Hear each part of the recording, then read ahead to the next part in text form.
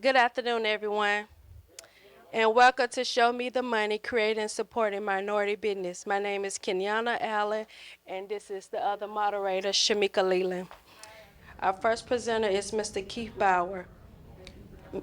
Keith Bauer is the director of the Office of Economy Advisor for the Tallahassee-Leon County metropolitan area.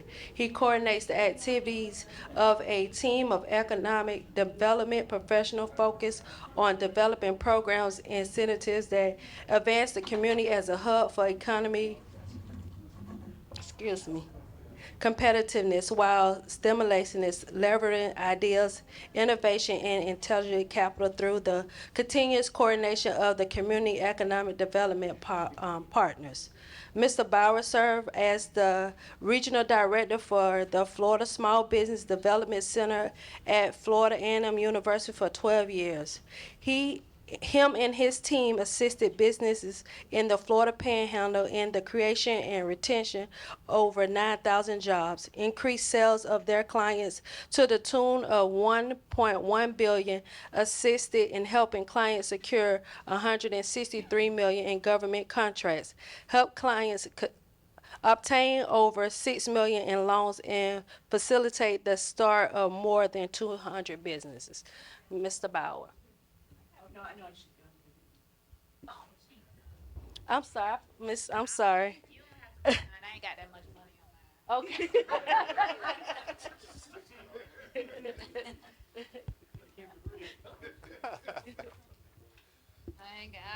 mine. You don't have to read it. I ain't got that much money, and I ain't put all that on mine. It gonna make me look shame. They just asked me to be here, but go ahead, Keith. Good afternoon, everybody. And, we're here to talk about money and, what difference it makes and how it sort of plays out in our day to day lives. What I would like for us to focus on, because this is a summit about race relations and different things that we are facing in terms of just how we achieve equity. And I think the at the ground level, equity is all about opportunity, given the same opportunity. But we have to be honest with ourselves. And the reason that some of our neighborhoods in the black communities and Hispanic communities look the way they do is because they haven't received the same level of opportunities. And a lot of it reverts back to their ability to obtain capital. We have when you look at some of the statistics that when we start talking about how we transfer wealth as African Americans, that becomes an issue. When we even look at where we are right now in terms of the disparity between African American communities and brown communities and white communities, right now, statistics show that the average net worth of the African American family is $17,000. Anyone want to take a guess at what it is for white families? $170,000. So 10 times more. And when you really start to live that out, how does that show up in our daily lives? We might not have as many opportunities to start a business. We might not have as many opportunities to send our children to college. We might not have as many opportunities to live in the communities that we feel safer in. So when we start this conversation, and I'll pass it over to Katrina, I really want us to, kind of take a look at, and what we hope to unpack a little bit later on is really take a look at how that has the lack of access to capital, the lack of opportunities, and inequitable systematic racism as it relates to banking, real estate, and business development, how that plays out in our day to day lives. So I'll turn it over to Katrina. So y'all already noticed my mind probably going over here, and just picking back off of what Keith has said, and I have the pleasure of always sitting on panels with Keith, so that means I guess we know a little something. But just sitting by this expert right here, I always learn something every time.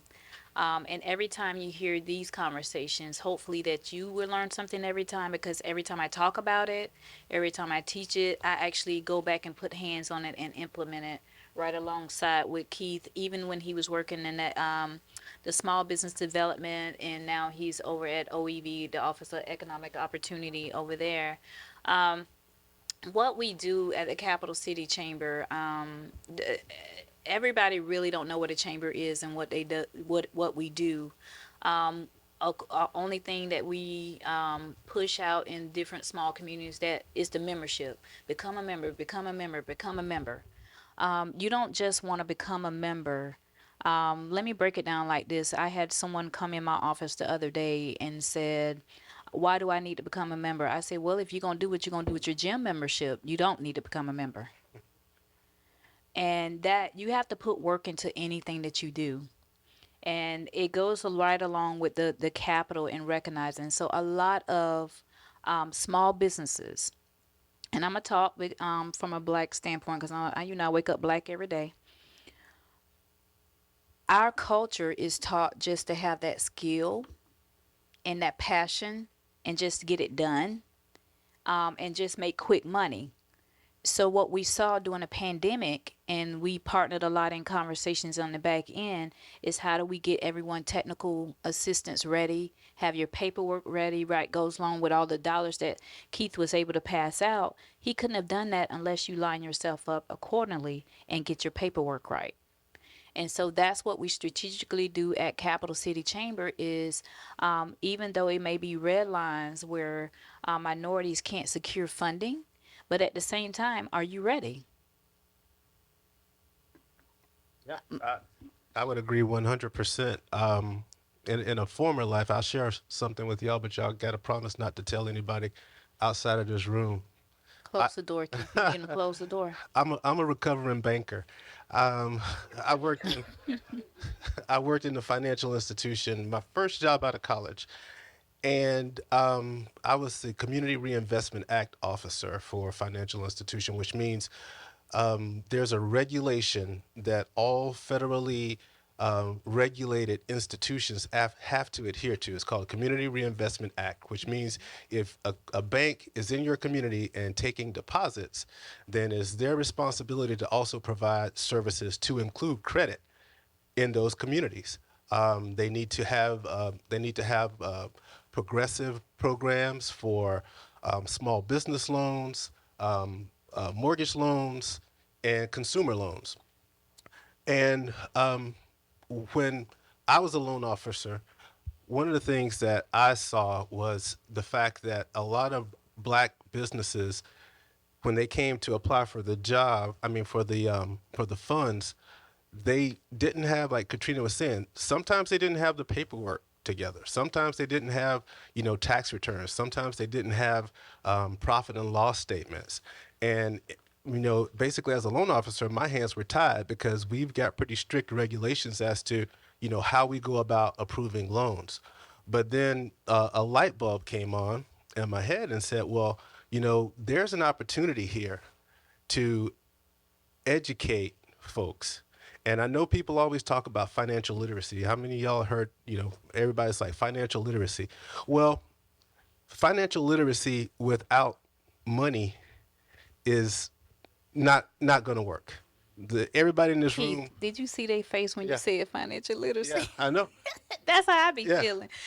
because, how did you learn how to read? Somebody gave you a Right. book, right?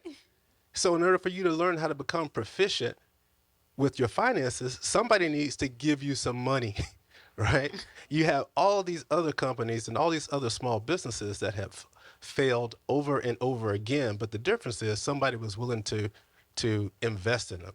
And so that is some of the things that we really need to start to address with the financial institutions here. We talk a good game in terms of, we want to do outreach and community development, but at the same time, you have to put your money where your mouth is. And to piggyback off of what Katrina says, that means you have to be ready because those regulations and the different underwriting processes, they're not going to change. but we have to make sure that you avail yourself to resources that can help you. And that is one of the biggest gaps in terms of the equity that we see when we approach financial institutions, is that we need to make sure that our businesses are armed and ready and understand what the bankers, what guys that I used to look like, are looking for when they review your application. And it's not this nebulous process. It's pretty straightforward, but you need to make sure that you're aware of it. And when you approach, knowing what they're looking for, you have all those boxes checked.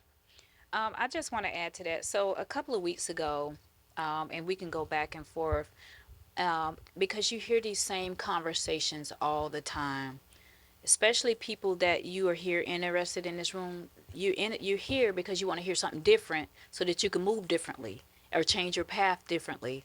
So what we did at the Capital City Chamber, right along with the OEV office and all the financial institutions here in Tallahassee, I pulled all of the financial institution bank presidents together. And I say, how do we get it done?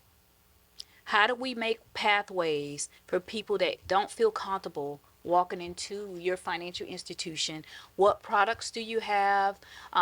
What resources do you have? And I just went right down the road. It took us a year. Well, I tell you what, I've probably been working on it 2 years. But then we met for a year with the financial institutions. We came up with Bank on Tallahassee. And that is not a program where you can say, and it's automatically a process of integrating what the city already has. So the city was on board, your mayor was on board, Miss Anita right there with her office is right on board. They've been working right along with me. Also, the county is on board in the OEV office, because what happens is it allows the financial institutions to talk and say, how can we get it right? So it allows them to look at their account standards and allow smaller loans for different things, so you won't have to go to the payday lenders, right? So if you're starting a business, I always walk up to businesses and they're saying, I did this all out of my pocket. I'm happy for you. I'm so glad you're proud of that, but that was the wrong strategy, because now you can barely eat. So we just really break it down to different classes that we have with the chamber. You can barely eat. So with the resources and the processes that we set in place, you can go to bankontallahassee.com. I don't have it up here in front of you today, but you will see as the website builds, it will be more financial institutions on there. A lot of financial institutions are studying getting their resources together. What happens is it will be compartments of whether it's a house, car, bicycle, go-kart, whatever you need. We will break it down to you who would be the best lender to go to, and that will give you an idea of who's working with you. And happy to see you don't have to go in there and say I'm with Bank on Tallahassee. It's supposed to be welcoming anyway. So I'm gonna be quiet on that, and if anybody if they not welcome, y'all call me. No, I'm kidding. No. But that gives us a chance, and it's not in a bad way, but it's also an opportunity to say your experience, because that gives us a chance to come back to the table and let's get it right to make sure our community is met. Economic development takes money within the households. All these other companies come into bill, but at the same time, it takes money within your household as well. And one thing that we can do, all of us have the power to do right now, once you leave the Civic Center, is support Black businesses of color in our community. Because another study I was looking at, it's been a while, but they were saying that the dollar changes hands, turns over in the white community 18 times before it leaves. In the Jewish community, it's about 12 times. In the Hispanic community, is about 8 times. How many times do you think it turns in the Black community? Right. Yeah. Six hours. 6 hours. So after you get your hair cut and after you go to Early's Kitchen, it's gone. And we, as a race, black people have a lot of spending power. We spend more money Oh on yeah. entertainment. We spend more money on clothes per capita Mm-hmm. than all of our counterparts. We have to start looking Why at a you gotta different say clothes, Keith? Why you gotta say clothes? clothes because But it's the truth. it's the truth, It's right? the truth. We have a lot of spending power. However, we are not we don't have a solid track record in terms of supporting minority businesses. Yes, sir, Mr. Thomas. Yeah, Keith, I'm just trying to connect this because, with the Tempo program, we're dealing in with our Tallahassee Visual Leadership Academy program with the summer employment. You're looking at kids who are trying to move from generational poverty to generational wealth. So definitely with this. So I know what you said about financial leadership, about money. However, when someone is trying to borrow money, if they haven't had some level of financial literacy to understand of their credit, the protection of their credit, because realistically, somewhere down the line, if you apply for a loan, someone's going to look at your credit. And if you've already damaged your credit score, then what's in place for those low barrier loans maybe that someone can have access to? Because let's just understand it, it's all about liquidity and what assets do we have in our community that we can have access to cash. Federal Reserve latest report: the average American does not have right now $400 to $1,000 for any emergency that happens in their household. My battery went out in my car Monday. Thank God I had that $162 that I didn't have to take from another bill. Am I preaching to the choir? In order to make ends meet. So what I'm looking at, what we're trying to do, and Katrina mentioned bank on, what I'm trying to do is how do we posture a generation that we want to help build capital in their life. We want to build that they can have assets, but there's some behaviors or knowledge that they have to know in order to do that. And I'm not sure anyone in this room can go to Bank of America, Regions Bank, Capital City, and apply for a loan, and they're not going to, or a car, and they're not going to pull your credit score. And if that's going to be the determinant when we've done prior to that to damage our credit score, what other opportunities prior to helping people not do that, or once they've done that, to help them get in the door? In housing, I don't know how many folks we would be in their house if we didn't have down payment assistance. Right. If you want to go to you all been in banking, you want to get a conventional loan. If you get an FHA loan, that's 3.5% that you've got to come up with yourself. You can't borrow that. So you've got to come up with that. And then closing costs. What if your Right. bill don't cover it for you? Right. So you're looking at maybe 5 to 7% of the cost of the house, anywhere from $14,000 to $20,000 in down payment before you can even get the loan. Where are you coming up with $20,000 from? I mean, we got people in jail right now who bond is set at $10,000. That's 10%, but they don't have a family member who's going to give them $1,000 to get them out of jail. So I ain't got no $1,000 to get you out of jail. So those are the kind of things that I'm concerned about. If you could speak to that, how do we help the participants we have? How do we help other people in our programs get beyond some of those things that are set in the regulations? And they're in regulations for a reason. You used to hear, well, if I might, Ashanti didn't get the job because the qualification said they had to have a certain degree in that. Well, we know why that's in place. So I need help with that. My staff need help with that. How do we do that with respect to those low barrier kind of loans, if we can get those, or getting beyond some of those things that keep you from giving me some money? Because at the end of the day, it's about equity. And if I don't have property, if I don't have a house or those things, because people think they're buying a new car. I'm gonna get a microphone back. I When was you just bought a gonna new ask car, for you just it. bought a depreciating. You just bought a depreciating asset. So he just asked us 20 questions, and I let me try, Keith. Then you Okay. come behind me and clean me up, because that's what we do. Um, So with the bank on, let me mention bank on again. With the bank on standards and account standards, it sets. I might be using the wrong acronyms because I've been out of banking for a minute, but I know when they doing it wrong. But it sets indicators that you can't overdraft all those fees.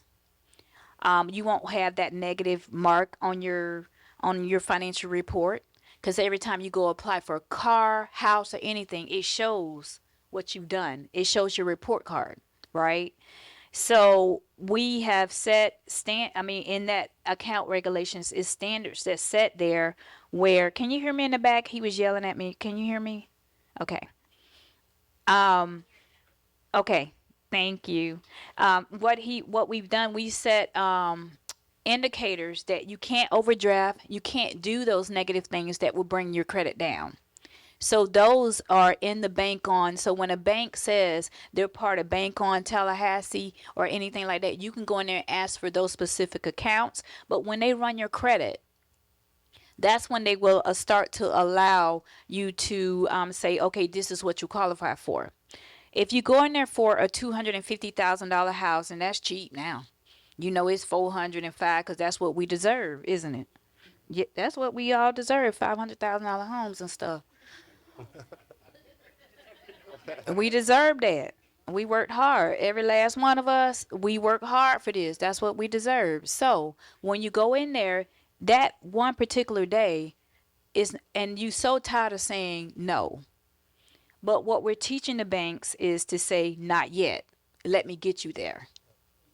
Okay, so if they say not yet, let me get you there, that's when we have an ecosystem that's set up in Tallahassee. That's what we're trying to create, where it say, okay, go through this process. Where we fall short is we don't want to go through the process. We want quick fixes. Quick fixes don't last. But you go ahead. I can keep going. You want me to keep I going? think you just answered maybe four of his questions, right? I give you the other 10. Yeah.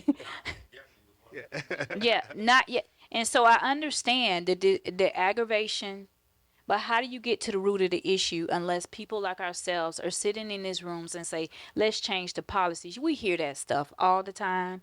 We hear financial literacy all the time. But until we put different bankers and feet to the fire, y'all don't understand what it took for me to get them all in one room. And then on top of it, when we had a meeting and one of the finance, I ain't gonna call this gonna be funny. I'm not gonna call nobody names. They say, well, do we have to pay for the ticket? I say, the bank? You want me to get a bank a free ticket? Y'all know I said it just for me saying, I said, y'all want me, I say, and all the other people played in the community, you want me to get a bank? And so then they end up spending $2,000 with me. You see what I'm saying? So it's just a matter of staying in the presence and staying in front of people and be determined. With that determination, it caused you to work on your side.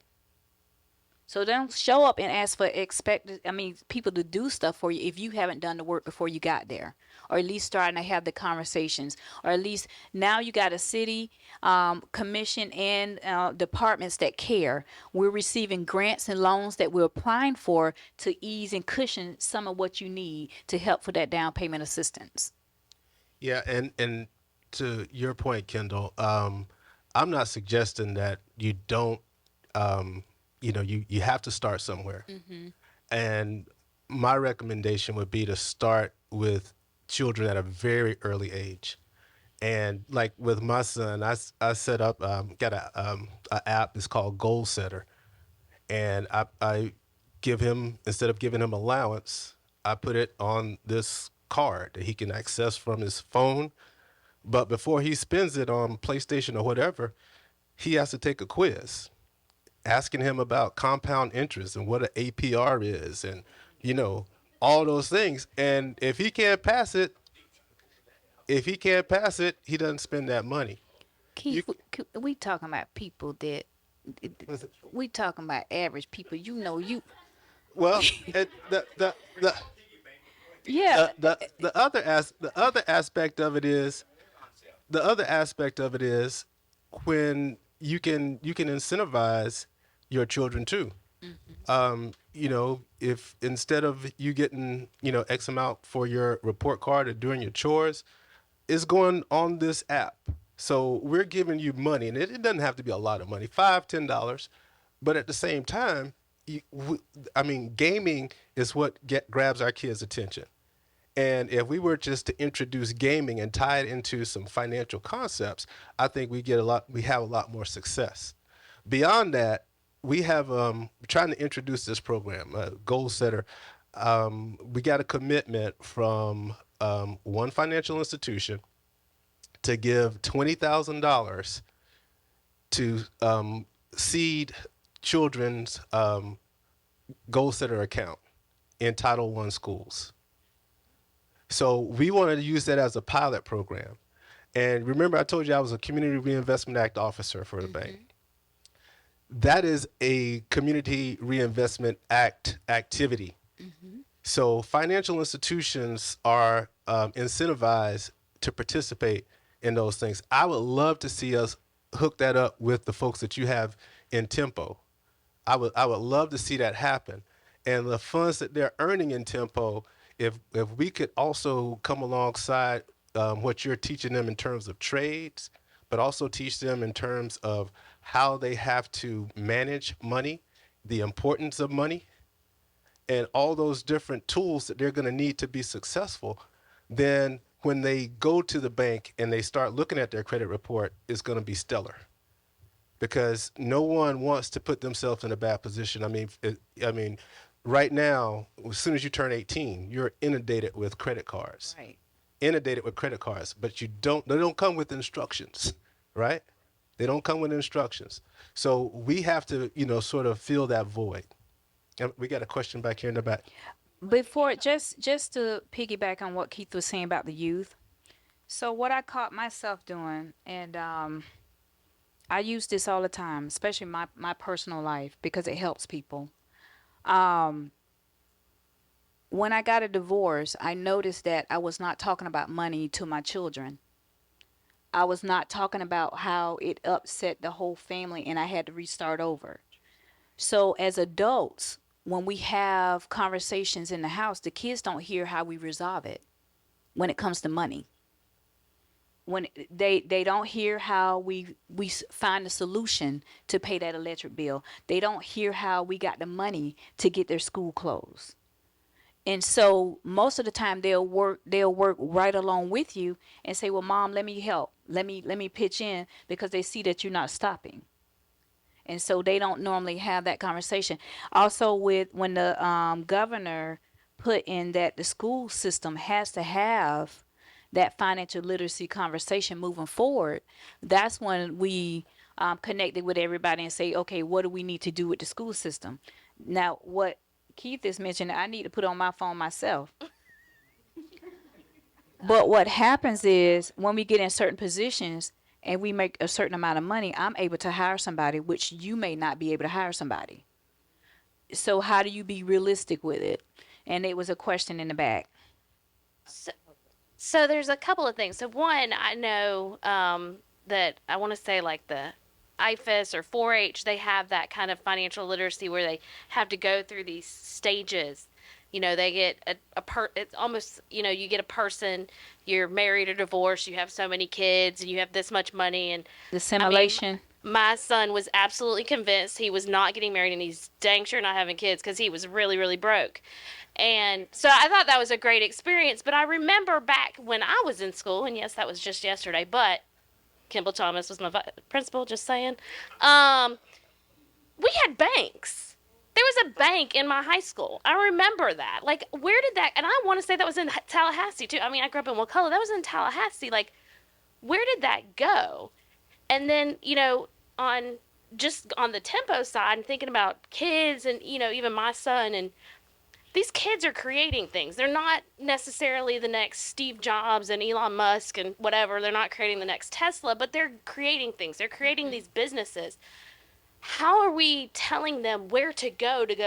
This is where you need to go to maybe get some funding to turn this into maybe a second employee, or to maybe a brick and mortar if that's what you need to do, or get some equipment for your business. Because, how many small businesses die within the first year, and it's these And it's so many of these kids though that really are pretty dang talented, but they just don't know where to go. And I know the schools aren't teaching them that.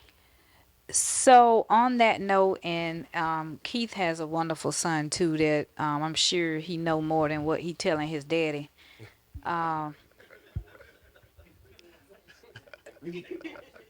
Because my daughter actually gave Keith's son an award, and I know that yeah he just be quiet around his dad, so I know a little something. But yeah, but the thing is, let me tell you what is working. When I and that was before you started Tempo. It wasn't even called Tempo. That TFLA program Tifla. for the one for the summer. It works to this day. The students that I did it. I think 3 years in a row. To this day, these students still reach out to me. They still text me happy birthday. They still say, "Hey, Miss Katrina," or something like that. I only have one or two that have reached out to me and said, "I need help," and I did. So what you teach them when they're young is working. It may not seem like it's working, but they get in such bad situations, and they always need hope. Yes, I feel like at the chamber we could do a better job with the youth entrepreneurship, but we do have a lot of great programs for the youth entrepreneur stuff. ELC has a great program that I'm helping them build up. I know we have a lot of different things that be on campus, but it's just a matter of letting everybody know in the community, doing a little bit better of what is available for the children. If you know of any children that needs any entrepreneurship, you welcome to send them to Capital City Chamber. I do not charge the children to be members at the chamber. Uh, uh, listen, these kids be millionaires when they become in middle school now. And so I just happen to have, a kid that went that entrepreneurial path and still going that way. But they become millionaires now in middle school. So I say up until I let them go to 12th grade. They're given that opportunity. I think we kind of went. Did we go off? Are we on point? Did it? Next question. 12th grade. 12th grade. So I wanted to address something that Kimball stated about financial literacy. How do we not include that in some of our programs to make sure that people are thriving and can thrive and be financially secure? But how do we market it to where people are like, oh, here they are now telling me how to save money when I ain't got no money to save. I barely got two nickels to rub together. And I think the most important part is the other part that you were talking about is compound interest, the the other bank thing. What do they call the predatory lending? Yes. Yeah, those things. How do you Payday. not engage that? How do you become banked so you are not charged to cash a check? How you're not charged if you still use Well, money with the orders and with all the of bank that. on account standards, it will be on that website. It will show you where you can go and get your checks cashed and everything. Also, it will also allow you to become a member. So maybe sometime they may need a deposit check to become a member of that financial institution. But once they become a member of that financial institution, they won't charge them to cash their checks. When you go to those payday lenders, it takes about what's the numbers, Keith? Do you know? It probably take the interest rate is crazy. I think it's like 5%, isn't it now? Five It's to more seven than percent. five Really? percent. It's Okay. more than 5%. You Yeah. may borrow $500, but it probably be a couple of thousands before you pay that back. And most of the time, if you go into the payday lenders, you're not gonna have it next week. You're gonna be in the same hole that you were in. Yeah, exactly. You're gonna be in that same hole trying to get that $150. And I understand that you going from day to day. So I get that. I truly believe that I went through the transitions that I went in my life so that I can feel what everyday people feel without just having it, giving it to them. And so that going from day to day is real. It's real, and especially when you got children and all the weight on your shoulders, and it's worse for a man. But we ain't gonna get into that. So I just didn't know how we can repackage financial literacy to I think engage more the people to let way, them know that we're yeah, not the just way here. that we're gonna do it with Bank On is integrated in everything that we do, and with our language, and change our language that it is reachable and that our goals are reachable. So the Bank On changes the language of the community. It changes your language, and it also changes the financial institution's language. So once your language is changed and you feel that is a product in this financial institution that will allow you to get a loan or will allow you to at least try to go get a shovel to get a house, that is, it starts changing the language there. So it's a matter of us staying on top of it, keeping it before in the forefront, like the city, what the city gonna do, Miss Anita. Y'all gonna keep it because I sent out a digital packet for y'all to put all over the city website, so that people will know when people come to Tallahassee now. Even on Choose Tallahassee, it says Bank On Tallahassee. That means that we welcome anybody that has financial issues, that and we have a system set in place for them to go through and try to get the resources that they need. I want to add one thing. One thing that you might want to do is try to incorporate entrepreneurship.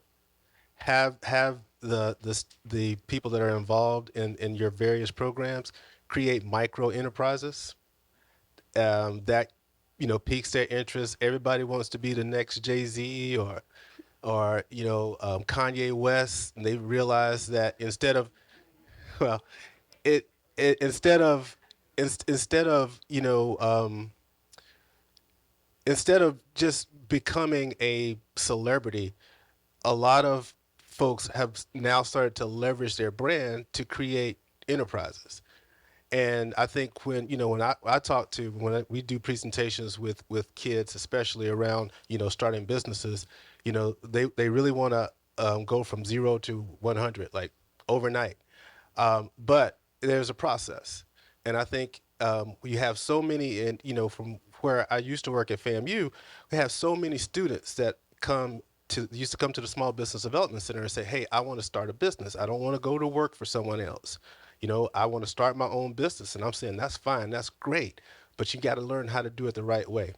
Part of that is that you're going to have to sacrifice. Part of that is you're going to have to work harder than everybody else. Part of that is you're going to have to save money. And the other part of it is you're going to have to do your research, do your homework. So I think that's one way, because we're just seeing so many children today that are interested in entrepreneurship as opposed to, following the conventional route of going to work for somebody else. And even if they don't start a business, even if they fail in a business, they would have learned something, and that's a valuable experience. I mean, failure has created all, most of the billionaires out here today. They had to fail, and they learned something in that failing. So I think if you're trying to entice or market financial literacy, I would do it in the form of micro enterprises. We have another question right here. Okay, and while you getting your microphone for her to ask her question, I also want to add, if any of you are want to do a business or the entrepreneurship track, like what Mr. Bowers just mentioned, a lot of these companies at this time, our window is not closed. During the pandemic, during George Floyd, we had an opportunity to reset. It's still companies, if the desire that you want to do, that will have scholarships and grants that you can apply for. If you have trouble applying for them, that's when you would go to the OEV office or come to the Capital City Chamber. Um, I know you don't want nobody to get your money, but if I help you, at least buy me a chicken sandwich. But at the same time, is grants that these companies will um, match with what you're doing, or will give you that startup fund to start what you want to do at another level. So don't act like you have to do it all out of your pocket. You do not have to go that route. But I'm going to be quiet and let her ask her question. Him. All right, so I heard you earlier say that it takes about 6 hours for the dollar to leave the black community. So, what are some of the best ways that you found to combat that? Because when I think about like starting a new business, the first thing that comes to my mind is Why would I not start it in like college town or somewhere where I know people are going to have the money to spend it versus starting a business in a neighborhood or community where I might not get the business that I want, or I might make that sacrifice but end up, going bankrupt or something like that. So, what are some of the ways that you can like incentivize people to keep the money within their community? I would say, first of all, you if you start a business, whether it's in the black community or another community, you need to be the best at whatever, or at least believe you're the best at what you're doing. And you need to present your business as a reflection of yourself. I mean, a lot of times we drive by black businesses because we don't know if they're open or closed. They were closed Tuesday, now they're open next Tuesday, or the hours they're supposed to be open from 9 o'clock and they open at 11:30. And and it's just, it has to be a reflection of you, your business, and you hold yourself to higher standards. And if you do that, I think not only will you get support from the black community, but people from other communities will come to you and provide patronage for your business. But it's all about being a good business person and providing a quality product or service. That's where it starts, and then the rest is up to you to figure out how to manage that process. And that's where some of the tools and resources that Katrina is talking about will come into play. And all that glitters is not gold. I know a lot of businesses that are on Gain Street in College Town that are struggling. They're struggling. It's a high rent district. Students really don't have a whole lot of money. It's a lot of competition in those areas. But I'm here to tell you, there's value in the hood. I lived in Frenchtown for 12 years. My wife and I bought our first home in Frenchtown, lived there for 12 years, and I made it a point to patronize all of the businesses that were in my community, get to know them, let them know what type of service we expect, and leave them, try to make sure that the money circulates within that community. And but again, I think it really comes down to running a quality business that you're providing top shelf service. Also, it's the quality of business, but nowadays, do you realize everybody want a good experience? If you don't give them people a good experience where they can snap their camera and know they be lying every time they post, ain't nobody that happy. But you do not wake. I wake up happy every day. My intention is not to tear people down, but it's no way that every time I see y'all that happen, y'all run out money running all everywhere. It's gonna be those hard times, but when you set your business around the experience that you want to experience every time you walk in a door, I can guarantee you somebody gonna come back. I had another part to that. A thing that I noticed with businesses is a lot of people want like nice looking businesses and will like leave the area that they started in to go get a nicer location somewhere in a neighborhood that you know what I mean is more majority than minority. So how do we convince people to reinvest in their own business in the same location that they're in, rather than leaving and go elsewhere just for a better location experience or whatever that may be? Well, some people just gonna be left behind, but what happens is when you go to the OEV office or come to the chamber's office, part of being ready is looking at an analysis where you are, right? So if you making a certain dollar amount, it's different systems what you can look at. It's a credit card. Is it Esri that? Yeah, as it's even a system. When you go into Keith's office, they can plug into a system where how many credit card swipes are in that area for the day.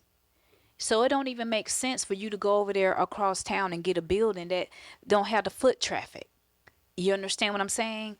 So it's different programs that are set in. So that's how you think the phone be listening to you when you say a word, and the next time it say, let me go get some purple shoes. Next time you see all the purple shoes, sneakers, heels, any type of shoes you want, they go to popping up because they want you to go to those areas that's close to you that have that product. And they do it, they use your credit card swipes to do it. So that you're able, so if you had a shoe store, you might want to put it in this area because people walk down here all day long and they have the money to swipe. So it's about a matter of you doing your homework and not going upon your personal feelings, but actually truly being intentional in doing your lay of the land. Can I piggyback? Add something to him. Also, when you're talking about, I don't know if you're a business owner or not, or if you're a potential business owner, but you also want best business practice. So that should be part of your homework as well. Best business practice for your location, the audience that you're trying to target, and all that good stuff. But my question was, and I think you answered it, Katrina, when you spoke about scholarships and grants. My question was, do you have any businesses within the chamber that provides mentorship for potential business owners that are in middle and high school students? You want to be a mentor? I'm kidding. Um, I'm kidding and I'm not. So she know me. I actually had didn't I have your son this summer? That was not your son, so I'm mixing you up with someone else. I had the pleasure of having um a young lady's son, but she worked at the city as well. And she was a mentor, and he went back to college, and he's being very successful. But at this time, we do have mentors. It depends on the kid, on who I pair him with. So I don't have that many where that came to the chamber office that I couldn't sit one on one and parent, because sometimes when children come to you, and I use my daughter as an example, sometimes they are hurting and they trying to find resources. So I don't just stick them with anybody. You understand what I'm, so I find I have some good businesses, like I would use Keith because I know he's a great father. He gonna say, okay, download this app, and he gonna talk to them like they reading a story. But they're gonna get it. You understand? So I just don't have where I line of business say you sign up to mentor these children, because adults are trip. One thing that I think that, for these types of conversations, we need to like come up with some takeaways in terms of like if what you say the need is for us to put together a group of mentors that's comprised of business folks, let us take that back and really map that out and see what it looks like and see who's willing to participate. I think we'll find a lot of businesses in our community that are willing to become a mentor. Because we were doing that somewhat back in the day. Yeah. And then, as governments changed and directors changed, it kindly faded away because we were doing matchmaking. Right. And then that faded away. So I just wanted to know if we were trying to pick back up on I think that's a great idea. Yeah. Not only mentors but apprenticeships. I think that's a lost art, being able to follow in somebody's footsteps and work in their store, their shop, or their restaurant and learn the trade firsthand. You do that in your office. I'm a little short-handed. Yes, sir. Keith, you and Katrina, how about the aspect of franchise what we patronize? And let me break that down. Those businesses that we know are making money in communities of poverty, in our communities, McDonald's, Burger King, Wendy's. You can go to every black community in this state and you'll find a McDonald's, you'll find a Burger King, you'll find a Wendy's. Now, you're not going to find a Chick-fil-A, and there's another conversation. You might find a Winn-Dixie, you're not going to find a Publix, that's another conversation.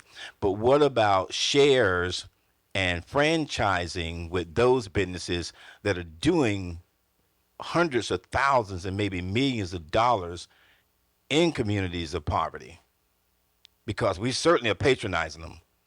The line is always long, and they know that certain amount of dollar is there in that community. Otherwise, guess what? They wouldn't be there. They wouldn't be there. That's why Publix only go to certain neighborhoods. They go where new developments are, where they see the median and the area median income is. When Dixie will, they know We gonna buy check drinks. You like black cherry. So I'm just saying, is there an aspect? Is there an aspect of what we can do that maybe while we're giving them so many of our pennies, the idea of us buying shares or franchising those businesses that seem to be doing quite well in our communities? Okay. Yeah, I would agree with you. I think we probably need to look at um, different ways that we can encourage people in those communities to franchise businesses or start businesses in that area. I'm not a big fan of McDonald's or Burger King or any but I also think that yeah, the reality is they're in our communities, they're in our neighborhoods. I mean, we don't even have to talk about food service. We can talk about gas stations, and the gas stations in our community, by and large, the people are West Indian, or I'm sorry, East Indian, that own the gas stations. The people that own a lot of the hotels and motels in our communities don't look like us. And all I'm saying is we have to sort of start a critical mass and start to identify different opportunities. It might not be a McDonald's, it might not be a Burger King. It might be, another type of service industry, or even a retail store, or something of that nature. But I think we just have to be able to start in our communities and develop strong communities. And like I said, I lived in Frenchtown, and prior to segregation, Frenchtown was it. Frenchtown was like you had to go there because you couldn't go anywhere else. So the dollars continued to circulate in our community, and we held those merchants and those service providers to a high standard, because guess what? We were working hard for those dollars, and we expect certain things, and they delivered.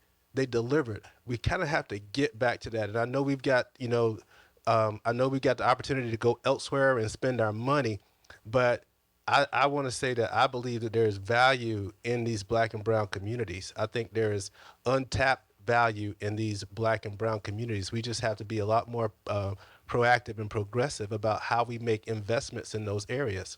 Just like um, a grocery store, like you mentioned, Publix, they're doing analytics to say, okay, well, this is X, how many X number of people and how many children. They got 2.5 children and yada, yada, yada. And they have an algorithm that helps them make those types of decisions.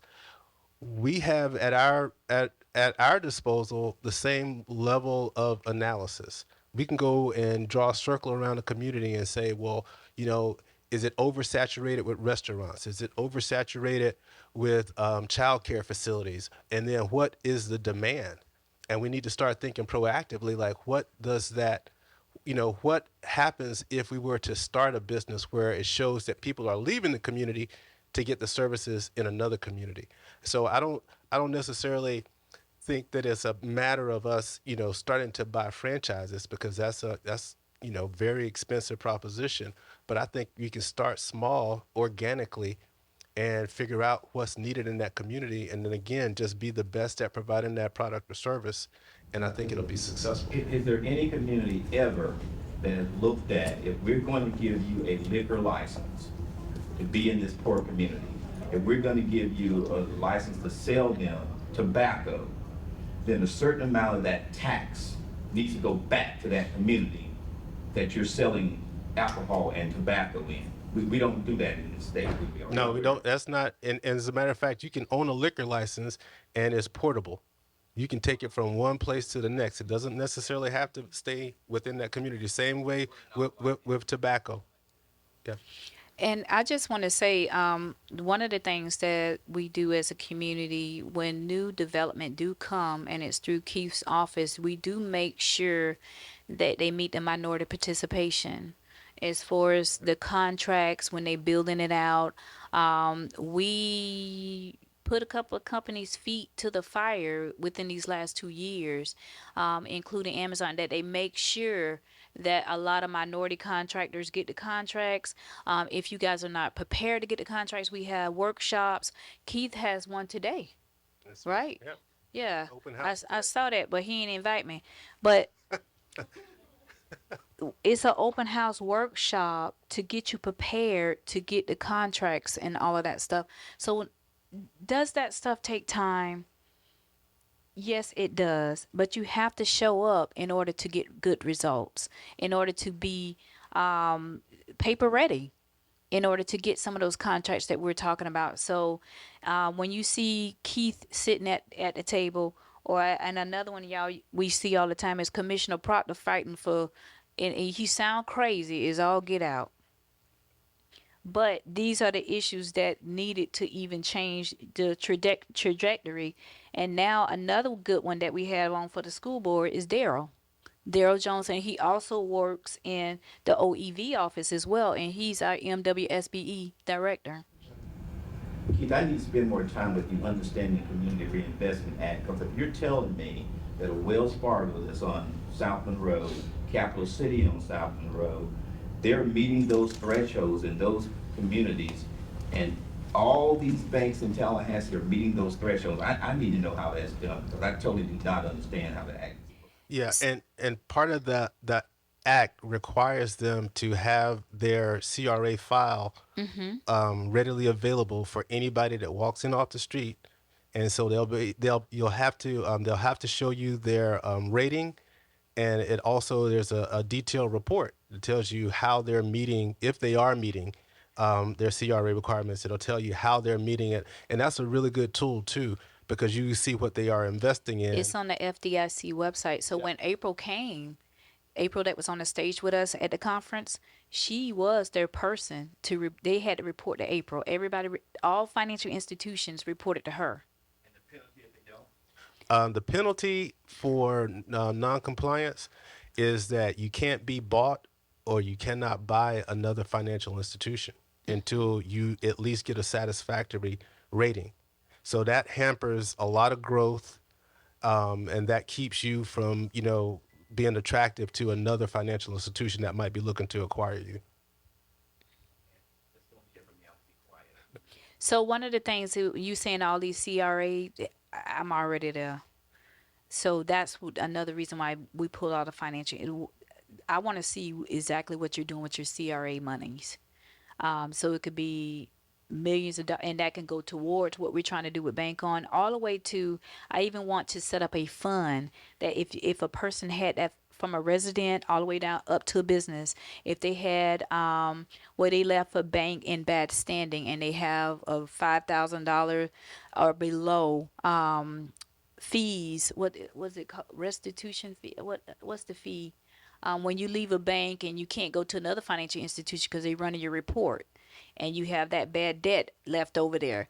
I want to establish a fund where if it's within years and you be able to appeal it almost, and with the financial institutions where you can, because you can't, you gotten in a bad situation, you want to be bankable, but you left bad debt over here. So how do we bring solutions to that problem in order for you to move on? Keith, have you and Katrina ever thought about forming the first ever black-owned bank in Tallahassee? Aside from what we did in the Renaissance area in French Town and everything of that sort. Keith probably have. I don't have that much Yeah, money. I actually tried to start the one that you're talking about, the Frenchtown Financial Opportunity Center in Frenchtown, and it's there's still some remnants of it. It was taken over by Envision Credit Union, and they hired a specific person that is supposed to be on the ground in Frenchtown. But it is I think we're getting there. I think One United Bank is the largest African American owned and controlled bank in the country. They are doing online now. So and banking has changed everything. You don't even need to walk into a bank anymore. So there are different ways that we can support financial institutions, and they don't necessarily have to be in our community. I think our community needs to know of their existence and how they can begin to bank with those places, because banks have stopped doing, a lot of brick and mortar unless they're, new to town, because no one's going in there. So but I do think there are some options for folks in our community, and I think that moving forward, you know maybe down the road that we'll have an opportunity to have a financial institution in our community. And it's an easy business case, because when you do look in our community, although you don't see a lot of financial institutions, what you do see is a lot of predatory lenders between the pawn shops, the payday loan places, and the convenience stores. Right, right. I'd like to have more conversation about that. Okay. Are there any other questions? Yes, sir. Do you think zoning is an issue when it comes to, zoning around Tallahassee is an issue when it comes to doing any kind of business build up or anything like that? I know that in Tallahassee, they really love their residential communities, and they don't want to have commercial buildings necessarily in those unless you apply for a variance, and then you have to go do so many steps that way.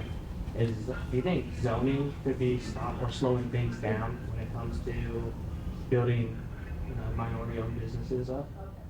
I don't necessarily think so, because especially like in some of the historically minority communities, they've made certain concessions to allow higher density and commercial use in those areas. I think the categorization is urban. What is it? UA, urban renewal or something like that. That is particularly zoned to make certain concessions for businesses. Um, I don't necessarily. I wouldn't think that that would be a hindrance at this point.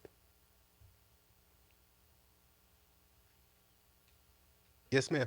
Is there somewhere that we can go to see a list of all of the minority businesses here within Tallahassee?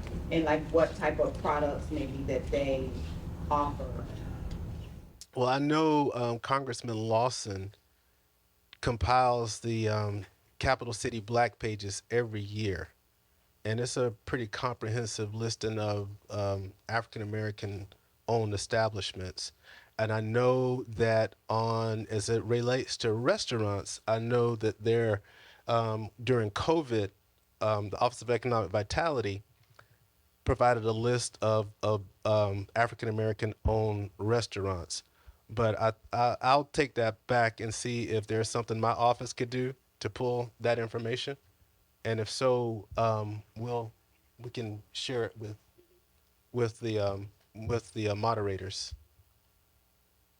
And also on my chamber page, it's a directory. So if you go to my website, it's a directory of businesses there, a good bit of minority businesses there. Also, that's coming along with Florida Power and Light. And I is also on my website. They have a black business directory that they go into every county, and all of the businesses will be on there electronically as well. So they came along with the Capital City Chamber and strengthened what we were trying to do, because that directory, it just didn't exist for everybody. Like Keith office may have a list, I may have a list, but it just wasn't that comprehensive list. And so we have been working on that. You always can fine tune that every week. That's almost like keeping your website up. So it's a matter of just keeping that constant. And so Florida Power and Light agreed to work with the Capital City Chamber and the OEV office when we were also at our chamber conference to strengthen that up, what that looks like, because it was not even one across the state of Florida, except for everybody had their different little silos of a list. So that's a great question. Do y'all use the FDOT's website for WMBEs and DBEs? Yes, like I was saying, everybody have their own list. No, well, unless you know what the women and minorities small businesses, you're not gonna go to. She might just want to go and get a cake for the day, or might just want to go as a retail as shopping as a customer. So they're not going to go to the WMBE unless you're getting a contract or something like that. So you see what I'm saying? Yeah, So FDOT really has theirs set up for contractors, and yeah, and so they want to have a list of minority contractors that are providing road building services or striping or concrete or whatever their needs, their specific needs are.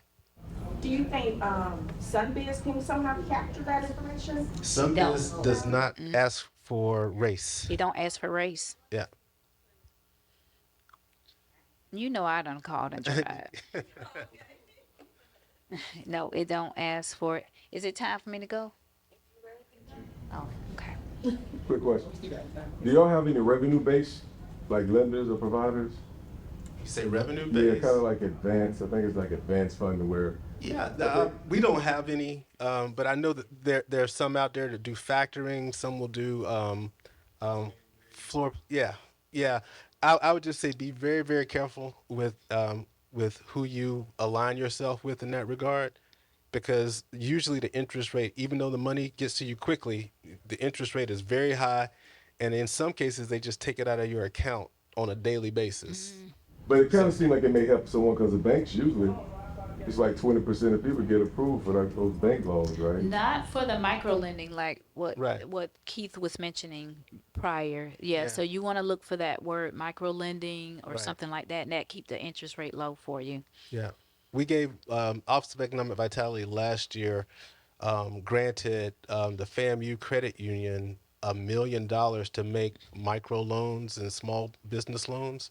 They originated all $1 million, and we're in the process of now working through a process to give them another $1.1 million that'll be just strictly allocated and earmarked for black-owned businesses here in Tallahassee.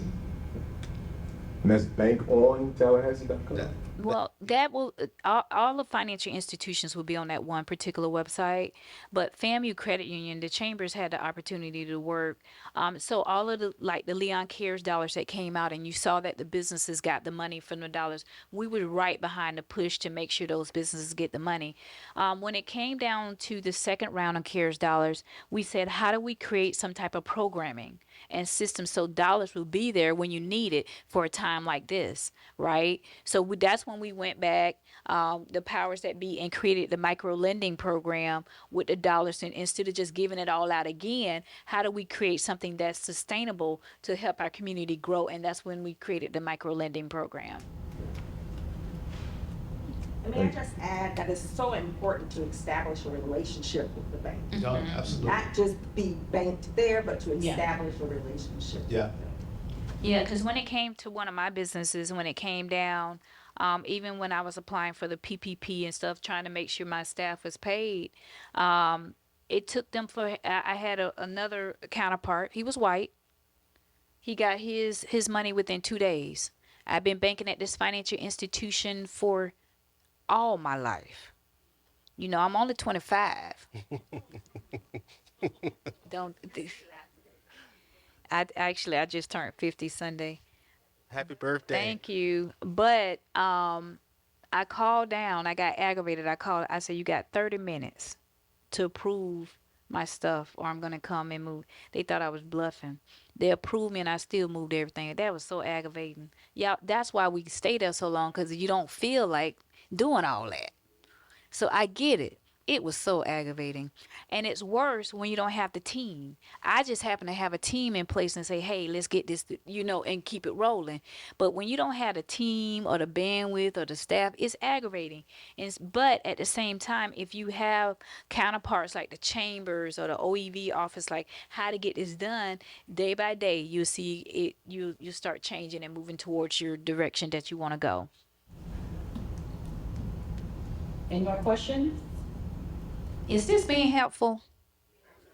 Okay. Great. I just don't like to go nowhere and don't help anybody or what Didn't how even you. know anything about what y'all was talking about, so I'm listening intently. Didn't even know Oh, anything you about didn't know anything about what we was talking it. about? No, not what you're talking about. Oh. About your department, your office, just. Yeah. Keith over there doing some important stuff. Katrina has always been doing important stuff. So But anyway, I just like to stay approachable. Anytime that you see me and I can help you, any of our staff in the Capital City Chamber can help you. I like to stay reachable. Just because you're not a member with me and you call the office and ask a question, I'm not going to ask for your membership. It is not going to kill me. How can you become a member? Of course, you can go to our website. It's 1,000. No, I was kidding. It's not $1,000. I just asked the Lord to help me in that the little white lies. But when you go to our website, is you can join as an individual or you can join as a member. I have the rate set kind of low. It ain't that funny now. I have the rate set kind of low because I understand you may not have that $1,000 or to $5,000 to join a membership. And then what happens is, as we have events, you may pay $20 or $30 to eat because food, everything has gone up so expensive.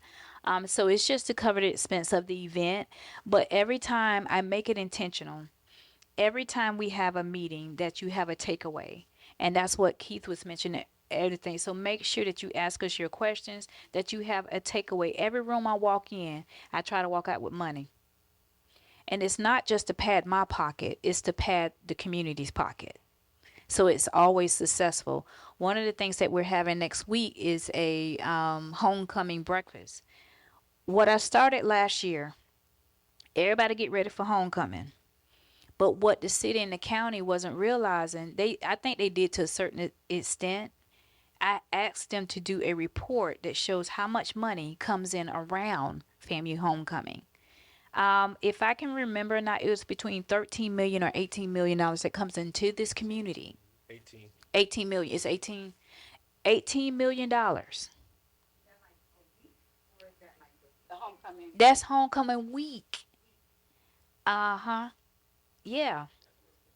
That's what can be counted. That ain't what's on Paris Street. So Paris Street, I got something for Paris Street this year. I actually have scouts to go count to see how many businesses down there. I'm just different wired, different like that, and I want to know. What time they come? You don't even know. No, it's not to turn anybody up or get them in trouble. I just want to see how many businesses, small businesses, are on Perry Street just for a count. So it's not to turn anybody up or get anybody in trouble or anything. But as of a small minority businesses, we do commerce 7 days a week.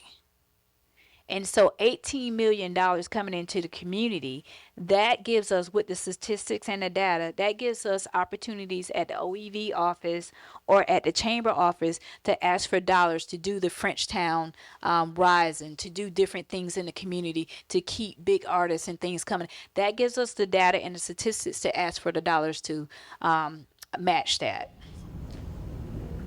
Have we paid Rick Ross yet? No, I'm kidding. Don't give him the microphone for that. So quickly, can you give us a brief rundown of what we would come to OEV for versus what we would come to the Commerce for? Chamber of Commerce, thank you. Okay, Chamber of and I can Commerce. break down the difference. So Yeah, that was my. even though we're so small here in Tallahassee, Keith is very reachable. But at the same time, we want to reserve Keith and his office for the Amazons and for the big companies, so that they can keep us going in the community. The chambers are set up there. We meet with Keith and we work with them right alongside to help strengthen our smaller businesses here. And they still have things where you can get the contracts. You'll know how to get certified for MWSBE in the OEV office. It's still for small businesses, but you may get that one-on-one quicker with us because they out trying to recruit for the larger companies to come to Tallahassee and also keep the smaller ones vibrant. Am I saying this right? Almost. Almost. Almost. So let me hush because he said almost. I don't like to be wrong. Go ahead, Keith. Office of Economic Vitality, we have two divisions. One is the business development and business intelligence. Within the business development, we go after companies like Amazon, try to help provide tax incentives for them to relocate. Dan Foss Turbo Core out at Innovation Park was another one that we provided tax incentives for. So we basically use our incentive toolkit to try to attract businesses. And we have been chasing like the larger ones recently, but we're changing our focus to work with the existing businesses here too. We've got incentives that are available for existing companies and small businesses here. Tonight at our open house, we're going to be talking about the non-competitive process. So if you've got a business idea and it aligns with our strategic plan, there may be an opportunity for us to provide you some type of assistance in terms of an incentive, tax abatement, or just help with access to funding. So we're focusing on that as well. And then also we're being very intentional about how we strengthen minority businesses in our community. So it part of it is the certification process because the city, the county, between the city and the county and Blueprint, they buy everything. I mean, you name it, everything. They procure everything. So you being able to show that certificate means that your chances of doing a business with us has just increased exponentially. So we'll be unpacking all of that information. But if you want to just come by and say hello and talk about some ideas or some improvements that you see that need to be implemented, we'd be more than happy to sit down and talk to you about that as well. We're really trying to take an approach where we are community facing, and it's not a secret about what we do and how we do it. We're very transparent, and I think one of the things that we're going to start to do tonight is just is our first open house, but we're going to start to have those on a quarterly basis. We're doing this at the Lincoln Community Center in Frenchtown. We plan to do one on the south side. We plan to do one in Providence. We plan to probably do one on the north side as well. But we just want to make sure that people in our community know what we do. And Katrina said, I think the Amazons of the world keeps us on the map in terms of the jobs that we're creating and the types of companies that we're able to bring in. But at the same time, we're not neglecting those companies that have already been here and those entrepreneurs that are trying to start something here. Well said.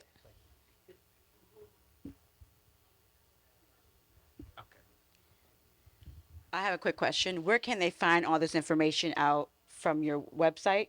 Our website. And it is OEV for business, OEVFOR business.org.